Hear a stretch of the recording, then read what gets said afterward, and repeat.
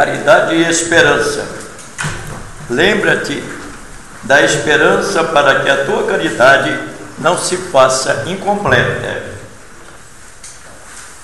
Darás ao faminto não somente a cópia de pão que lhe mitigue a fome, mas também o carinho da palavra fraterna que se lhe restaurem as energias.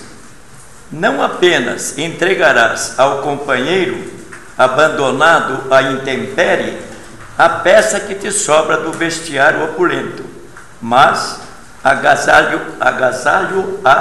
em teu sorriso espontâneo, a fim de que se reerga e prossiga adiante revigorante e tranquilo.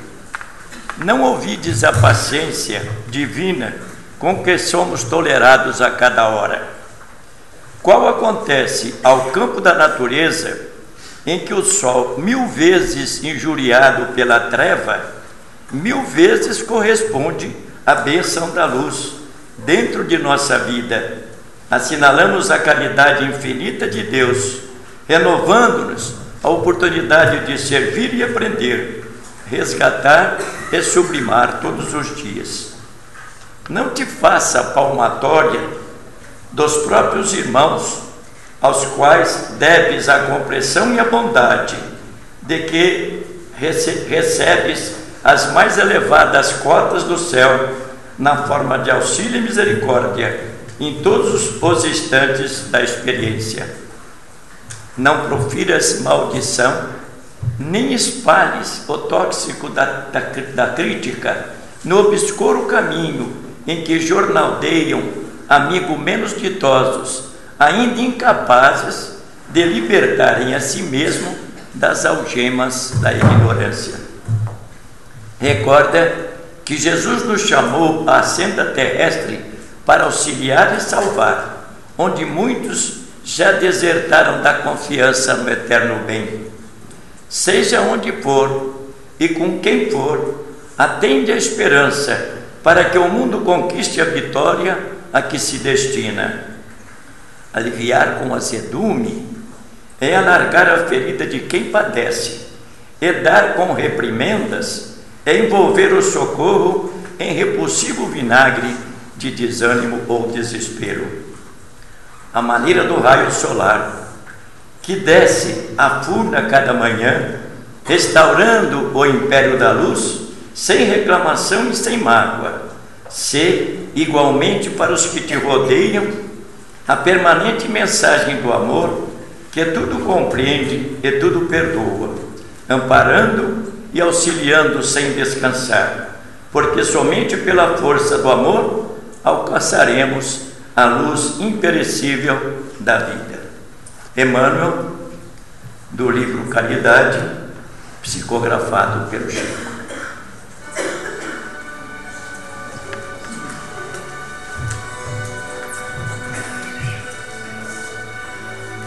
Pai nosso, que estais nos céus, santificado seja o vosso nome. Venha a nós o vosso reino, seja feita a vossa vontade, na terra como no céu. O pão nosso de cada dia, dai-nos hoje, Senhor. Perdoai as nossas dívidas, como perdoarmos aqueles que nos devem. E não nos deixeis entregues às tentações, mas livrai-nos, Pai, da prática de todo mal, pois vosso é o poder, o reino e a glória, para toda a eternidade. Em teu nome, Pai, em nome de Jesus, nosso divino Mestre, e de nossa Mãe Maria Santíssima, em particular do sublime patrono de nossa entidade, Allan Kardec, damos início à nossa reunião desta noite, passando a palavra ao nosso companheiro André Luiz Marquisola, presidente da nossa entidade, que nos falará sobre o emprego da riqueza. Lembrando aí, não se pode servir a Deus e a mamão.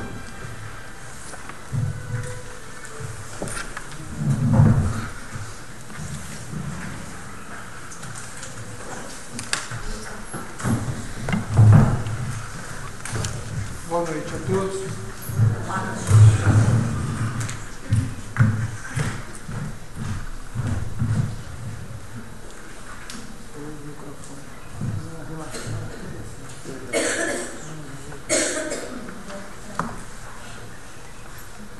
O emprego da fortuna,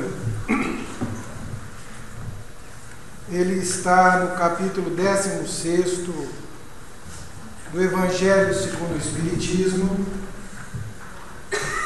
e que faz parte do título do capítulo, Servir a Deus e a Mamon. Dentro deste capítulo nós temos a salvação dos ricos, guardai-vos da avareza, parábola do mal rico, parábola dos talentos, utilidade providencial da fortuna, desigualdade das riquezas, instruções dos espíritos, a verdadeira propriedade, o emprego da fortuna e o desprendimento dos bens terrenos. Por que nós escolhemos conversar esta noite sobre este tema? As contingências aos quais nós estamos envolvidos atualmente, se ligarmos à TV, o rádio, todo mundo fala que o mundo atravessa uma crise financeira. Nós temos a Europa preocupada com a estabilidade econômica de países como a Espanha. A própria Grécia foi um problema. Não muito tempo atrás, os Estados Unidos apresentou sinais de precariedade. Recentemente foi dito que a China, seu produto interno bruto vai ser de 7%. E nós estamos imersos numa realidade existencial, da qual precisamos de emprego, precisamos trabalhar para nos sustentar, para nos manter, para dar conta dos compromissos que assumimos. Geralmente se pergunta o que não temos. Quais são as nossas expectativas? Quais são os nossos desejos? Tem aquele desejo que a gente compra e tem aquele desejo que a gente cultiva em pensamento e não conta para ninguém. Na nossa passagem pela escola, pela faculdade, nós fomos treinados mentalmente a vencer, a ser o melhor, a ter que ter uma promoção no trabalho, a alçar de maneira implacável conosco mesmo um espaço de poder dentro da sociedade. Isto, no mais restrito ambiente ao mais amplo, somos conduzidos a isso. Todo mundo perguntava na escola que nota você tirou na prova. E às vezes, quando a sua nota não era melhor, você dava um jeito de dar uma disfarçada. Eu tirei, como quem diz, eu não vou falar a minha nota. Tinha aquela expectativa, aquela necessidade de ser o primeiro aluno da classe. E isso mexeu com a nossa estrutura psicológica. Os mais antigos queriam casar os seus filhos. Quero casar minha filha ou casar meu filho com alguém de bem, que possa dar conta das contas da casa, sustentar uma família. Isso não vai muito longe, é uma realidade. Quando nós, por alguma situação, ficamos à mercê desta necessidade financeira, desta necessidade econômica, os problemas aos quais estamos envolvidos, eles se duplificam. Quando eles não se tornam 5 vezes maiores. Aí tem um dito popular que diz assim: casa que falta pão, todo mundo grita e ninguém tem razão. Nós vamos para dentro do Evangelho e a espiritualidade espiritualidade amiga, Jesus tocou neste assunto porque existe um tom evangélico nisso. Hoje de manhã, quando nós estudávamos a revista espírita,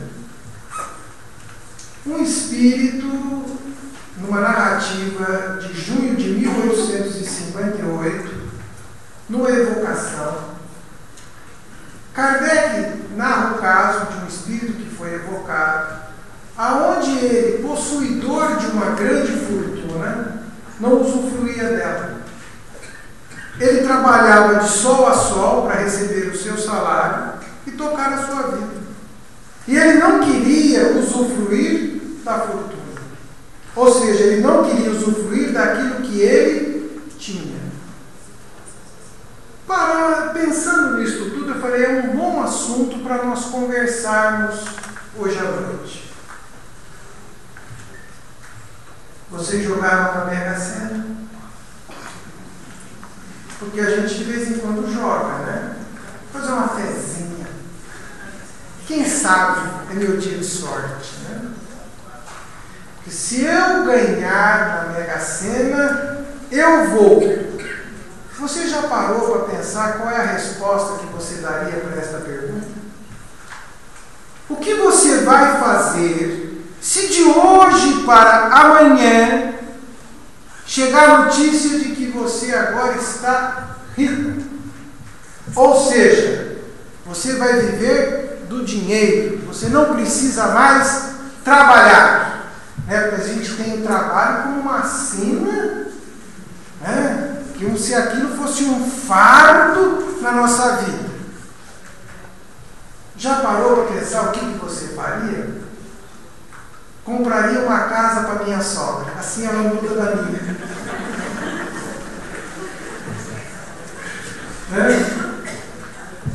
Sairia do meu emprego e falaria para o meu chefe tudo que eu tenho vontade de falar e nunca falei. Se estivermos pensando assim, provavelmente é bom que não ganhemos na loteria esportiva. É bom que a fortuna não venha na nossa porta com essa facilidade. É bem provável que iremos sucumbir às facilidades que a matéria nos propõe.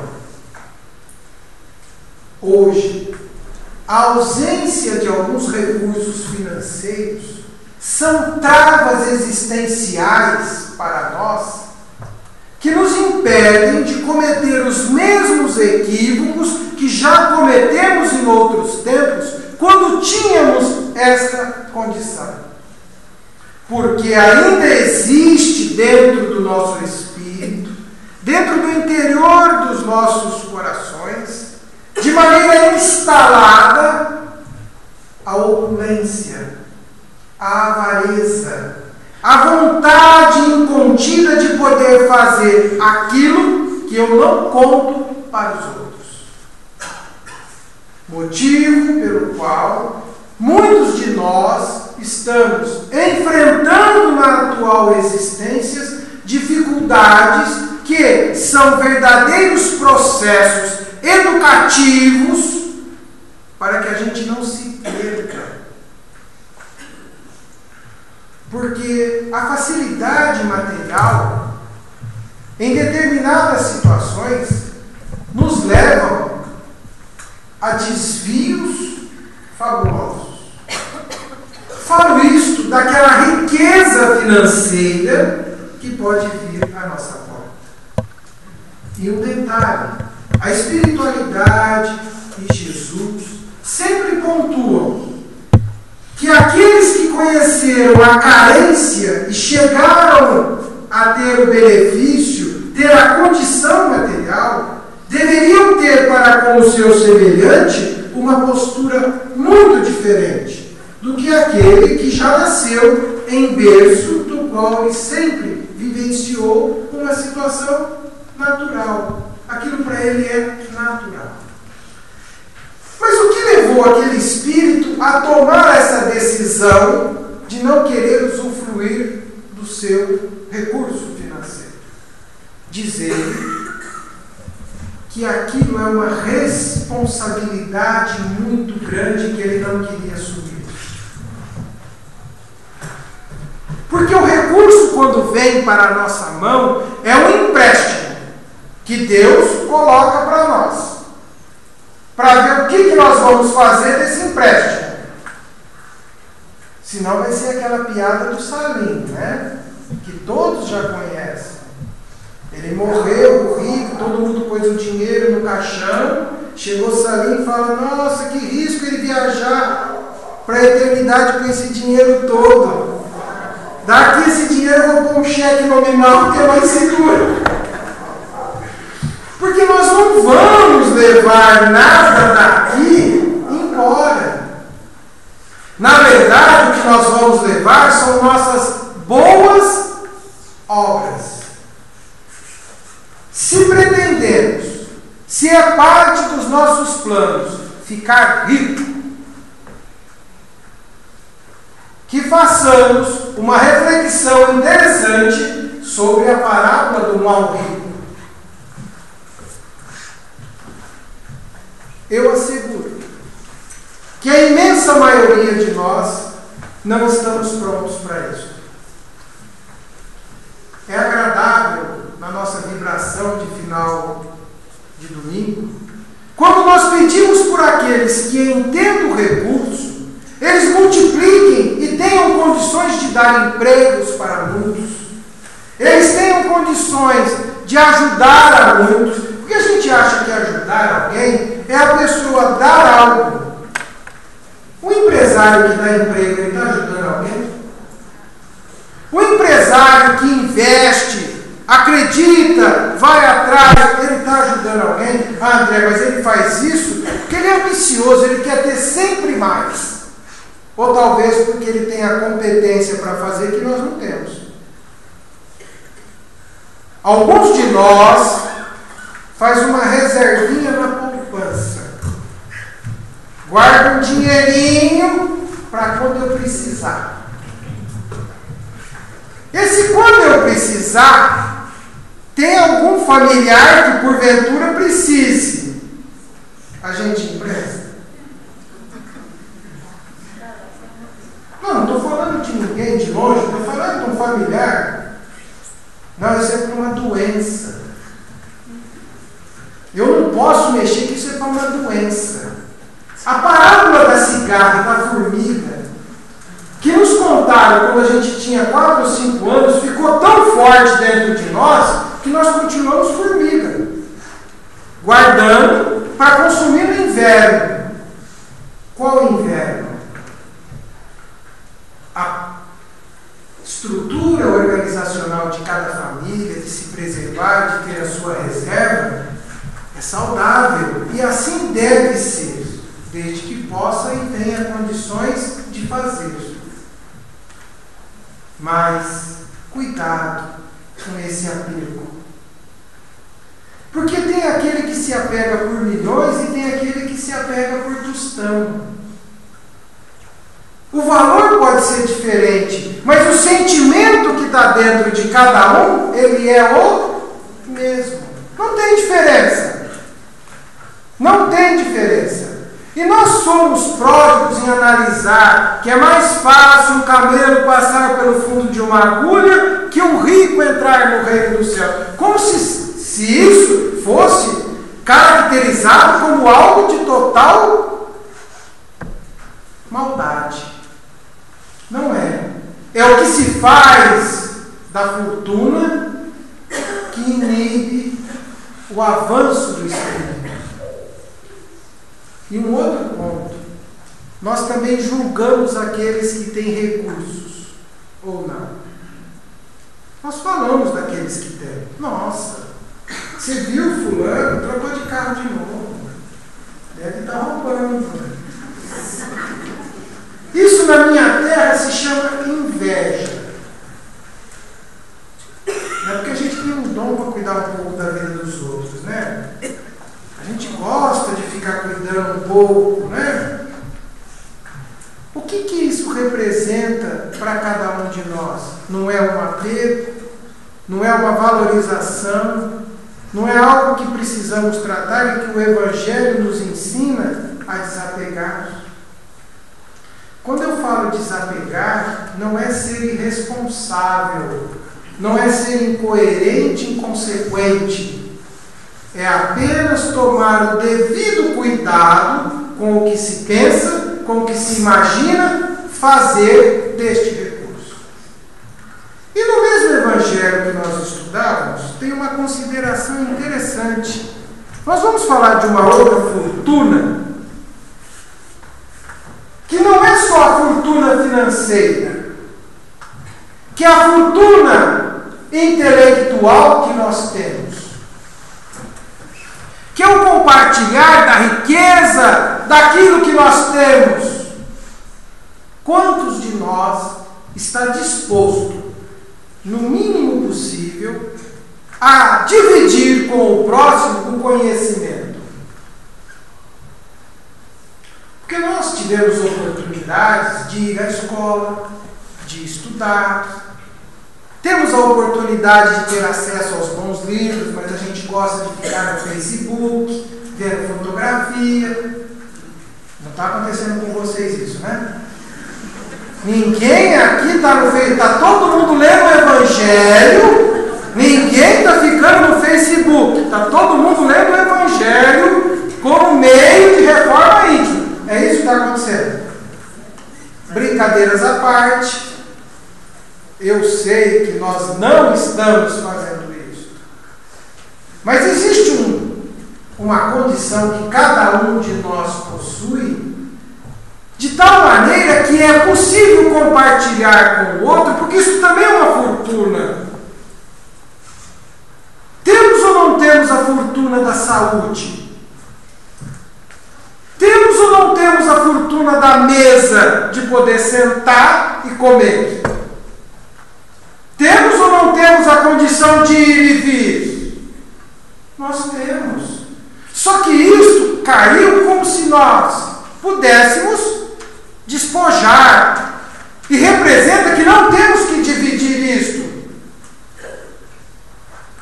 que serve única e exclusivamente para a nossa sustentabilidade material no corpo físico. Nós estamos vestidos. Nós temos estas oportunidades. Mas a questão fica: o que eu posso fazer? Dá para fazer alguma coisa? Dá. É possível fazer? É. Cadê a vontade para fazer? Cadê o esforço? O que representa movimentar estas condições? Mas André, eu não estou a fim de me envolver, de ir atrás, de fazer nada disso. Eu estou a fim de ter paz. Eu lhe pergunto, defina a paz. Mas eu não estou afim, André, eu estou aqui servindo a mim, estou estudando, estou lendo, estou cuidando da minha vida. Ótimo, todos nós estamos fazendo. Mas será que nós estamos pelo menos usando a caridade da boa palavra com alguém? Será que nós estamos pelo menos usando o recurso intelectual que nós temos para pelo menos educar os nossos filhos, a ensiná-los a fazer a tarefa? Será que estamos usando do recurso intelectual que a gente tem, dessa verdadeira fortuna, para dividir dentro de casa com alguém que está ao nosso lado? A nossa condição de servir passa pelas riquezas que temos hoje. Quais são as nossas aspirações? Volto a dizer, do mesmo jeito que eu tenho a aspiração de buscar conquistar algo material, é preciso se ter a aspiração de conquistar algo moral, espiritual. Mas por que eu vou fazer essas conquistas, André? Eu vou viver para sempre? Vai, eu também. Mas este para sempre pressupõe que eu tenho uma vida que se renova. Não, mas eu vou fazer isso então para ser bom lá no plano do Espírito. Não, eu quero ser bom hoje. Comece. Tome uma iniciativa. A coisa mais difícil é mudar a nossa área de conforto. Nós nos esforçamos muito para o conforto e não queremos abrir mão dele. Por que nós não queremos abrir mão do conforto? Porque nós fomos estruturando os nossos hábitos ao longo do tempo para o conforto. E agora vem a pergunta: eu estou servindo a quem? A Deus? A Mamon? A eu mesmo? E qual a fortuna que eu estou procurando? Quais são os meus desejos próximos? Qual é o meu desejo depois de uma noite de sono mal dormida? Qual é o meu desejo quando a dor bate na minha porta? Qual é o meu desejo quando a provação me chama? Quais são os meus desejos quando a perturbação me afronta? Quais são os meus desejos quando a obsessão me segue? Quais são os meus desejos quando a educação do Espírito me chama? Estas situações precisam ser também preparadas e prevenidas. É preciso se ter uma fortuna neste instante para dar conta. Só que eu estou preparando e cultivando esta fortuna. Quando eu passei pelos bancos escolares, eu precisava tirar nota, eu precisava ser alguém. E agora? O que eu preciso? O que eu preciso? É uma resposta que cada um tem que dar para si mesmo. Caso contrário, o que está escrito aqui no Evangelho perde sentido. Perde sentido, deixa de ter valor. Por que deixa de ter valor? Porque não preenche mais aquilo que eu necessito. A nossa fortuna, ela tem que ser uma fortuna que eu, espírito, possa usufruir. E não eu apenas, espírito, morador de um corpo físico. Oh, meu Deus! Como é difícil romper a barreira da qual nós estamos amarrados a um corpo. É difícil. Mas o motivo que nos faz vir à casa espírita, o motivo que nos faz receber o passe, o motivo que nos faz ter uma religião, ler um livro, ler a Bíblia, é para que a gente possa amealhar a fortuna do Espírito. Que as traças não corroem, que o tempo não as leva, que os herdeiros não poderão usufruir, porque ela será somente sua. E é interessante que na medida que esta fortuna muda de foco, muda também a minha relação social com os outros. Você já notou que quando você está bem, as pessoas sorriem mais para você? Interessante, né? Será que elas sorriem mais para você ou você está vendo mais o sorriso delas? Nossa, como as pessoas estão simpáticas. Será que as pessoas que estão simpáticas ou você que ficou mais simpático e tolerante? Isso é uma fortuna. E não dá para comprar com o dinheiro. Nós precisamos sim do dinheiro. Temos que trabalhar. Temos que ter um emprego. Temos que nos esforçar por isso. Temos que fazer as conquistas naturais que precisamos fazer. Devemos nos esforçar para buscar no mercado a competitividade, entender da economia mundial, o que acontece, está tudo certo. Só que 30 minutos, 1 hora de evangelho é pouco. É muito pouco para dar conta de tudo isso. Por isso, seja nesta casa espírita, seja em qualquer outra religião, deveria dobrar o tempo que dispõe a fé e buscar na fé, além da resposta imediata para uma situação momentânea, algo que seja capaz de responder outras questões mais adiante. Quando nós aqui insistimos com a leitura, quando a gente brinca, é porque isto vai nos dar a possibilidade de refletir de maneira diferente. Nós chegamos no item 11, aonde está escrito o emprego da fortuna, e Cheverus, em Bordeaux, em 1861, ele diz assim: não podeis servir a Deus e a mamão. Guardai bem isto, vós que sois dominados pelo amor do ouro. Vós que vendereis a alma para enriquecer, porque isso poderia levar-vos acima dos outros, proporcionar-vos o gozo das paixões. Não podeis servir a Deus e a mamão. Se sentes, portanto, vossa alma dominada pelas cobiças da carne, apressai-vos em sacudir o jugo que vos esmaga, pois Deus justo e severo vos perguntará: que fizestes, ecônomo infiel, dos bens que te confiei? Empregastes essa poderosa fonte das obras em obras unicamente para a tua satisfação pessoal? Mas qual é, então, o melhor emprego da fortuna? Procurai nestas palavras, amai-vos uns aos outros, a solução desse problema, pois nela está o segredo da boa aplicação das riquezas. E no fim, virando a página, ele coloca uma frase que eu confesso para vocês que há muito passou desapercebida das minhas leituras. E hoje ela me saltou aos olhos.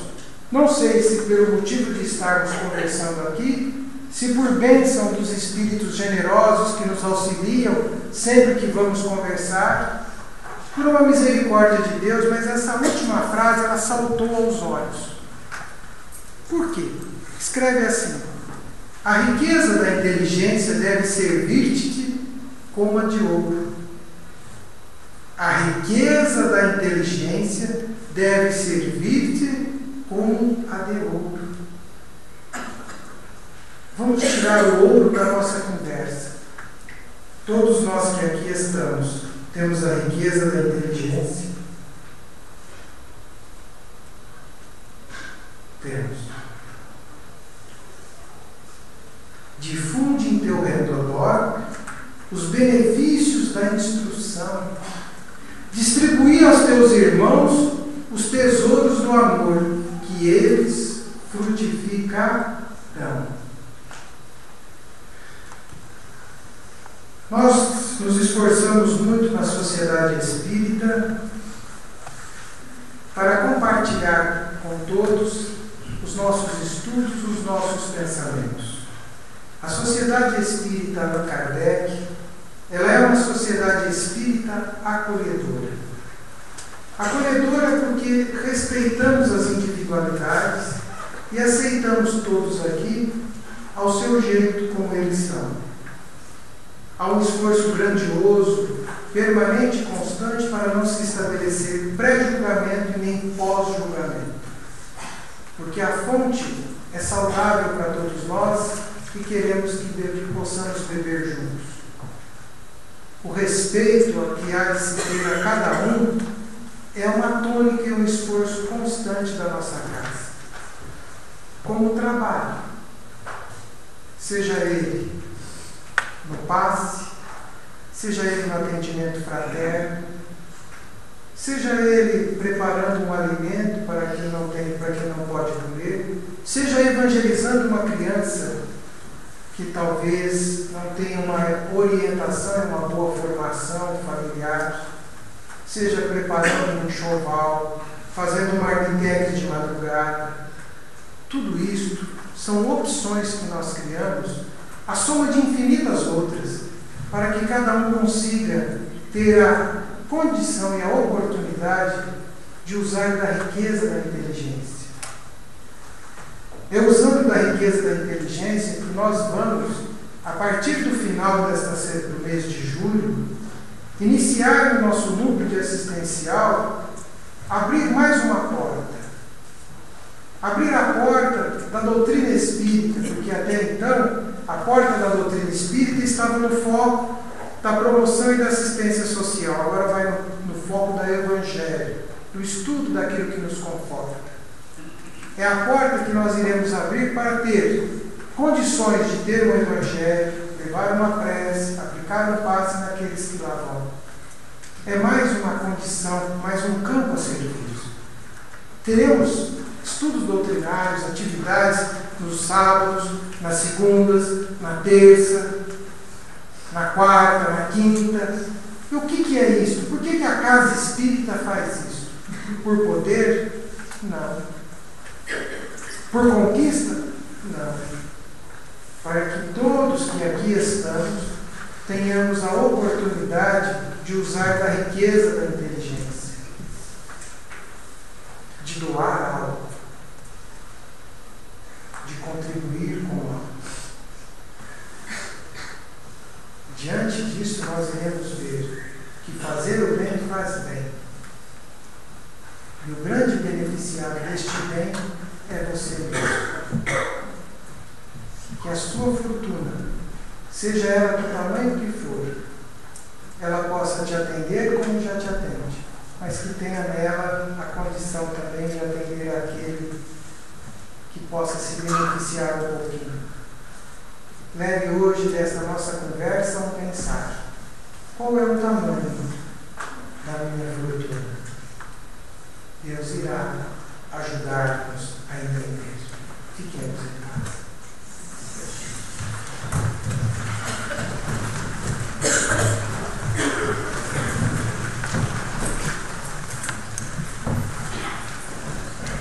Depois dessa belíssima palestra do Jorge, em que ele nos fala direto ao coração,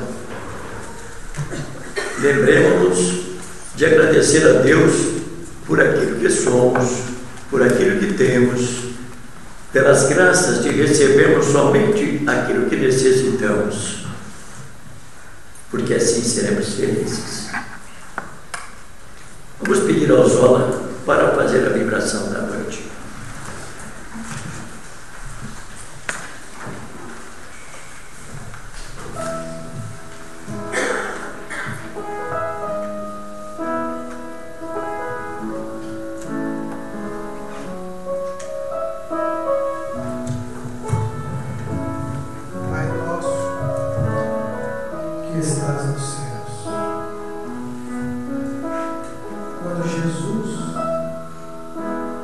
Nos ensinou a orar,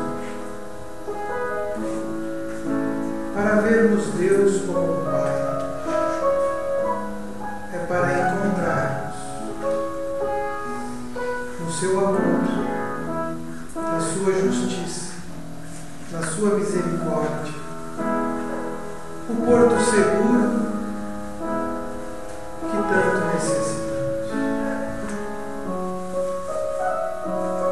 Deus nosso Pai, te agradecemos pelo corpo físico que nos concede para a viagem terrena.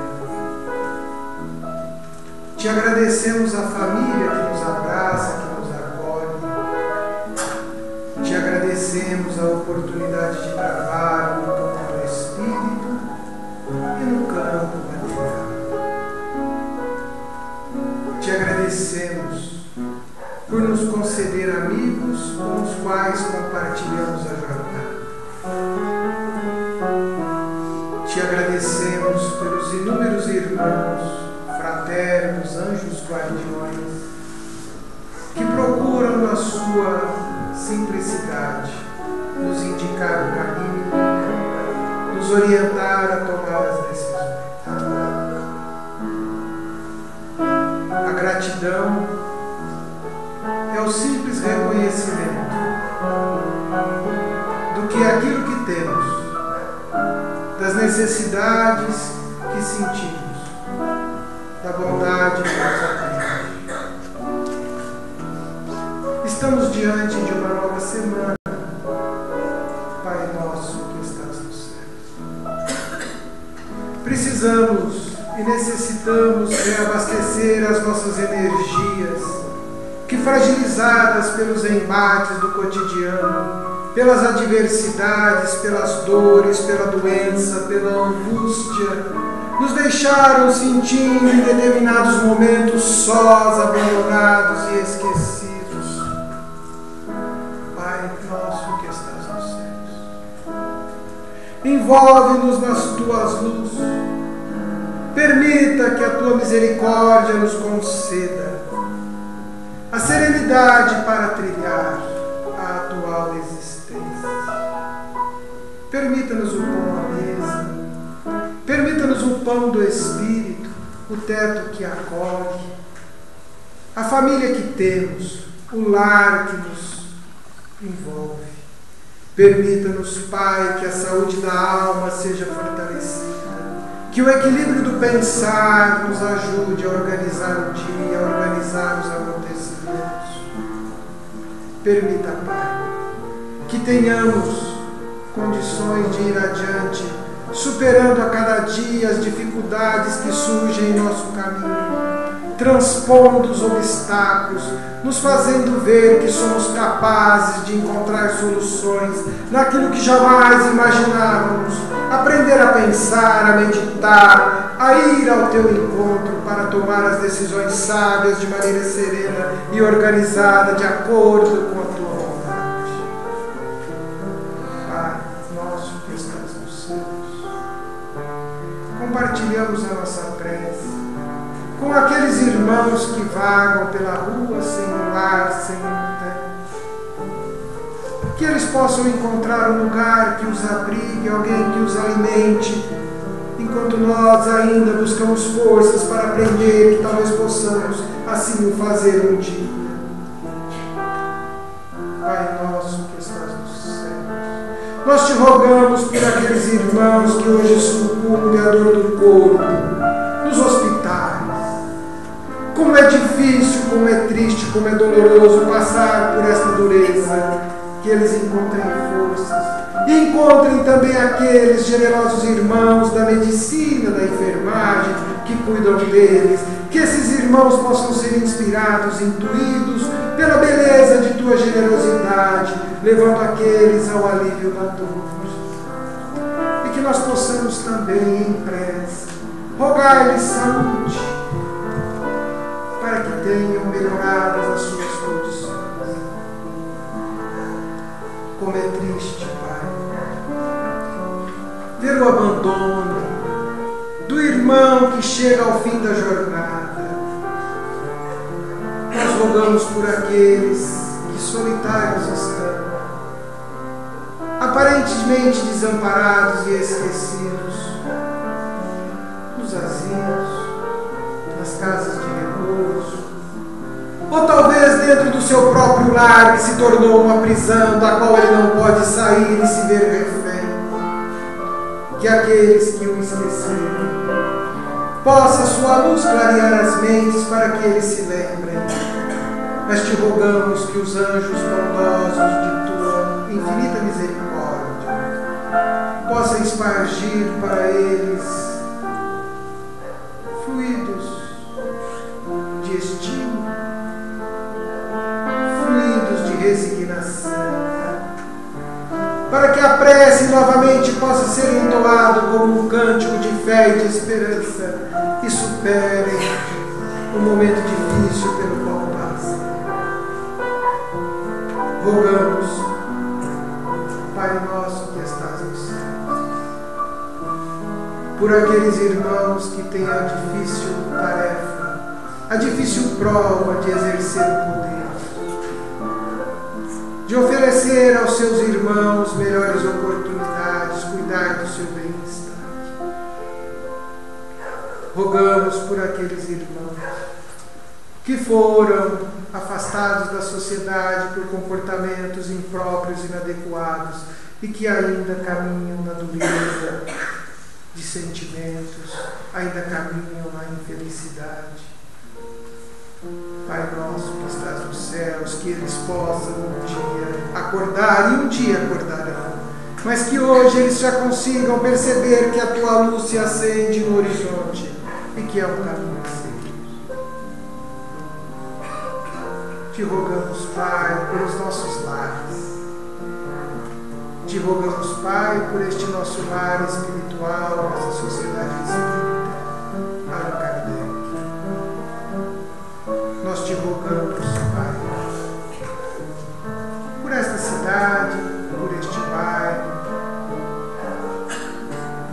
e dividimos a nossa prece com irmãos generosos, bondosos, que por aqui passaram e que por aqui hoje caminham de outra forma a vivenciar este momento generoso de prece. Pai nosso que estás nos céus, e em toda parte que estás, em todo canto, em todo lugar, a todo instante, a todo momento, mesmo que nós não o vejamos. Dai-nos hoje o pão de cada dia que nos dá sem pedir, e sabe que tanto precisamos dele, e nos alimentamos deste pão bendito. Pai nosso que estás nos céus, em toda parte, santificado seja o Senhor. Venha a nós, Pai, o seu reino, seja feita a sua vontade sublime. Pai nosso que estás nos céus, dai-nos força, ensina-nos a perdoar, para que possamos aprender a generosidade, a bondade do perdão, da resignação, da tolerância, da paciência, e não nos deixe cair nas nossas próprias tentações, nas nossas tentações, e livra-nos de todo mal, hoje e sempre. Que assim seja por esta próxima semana.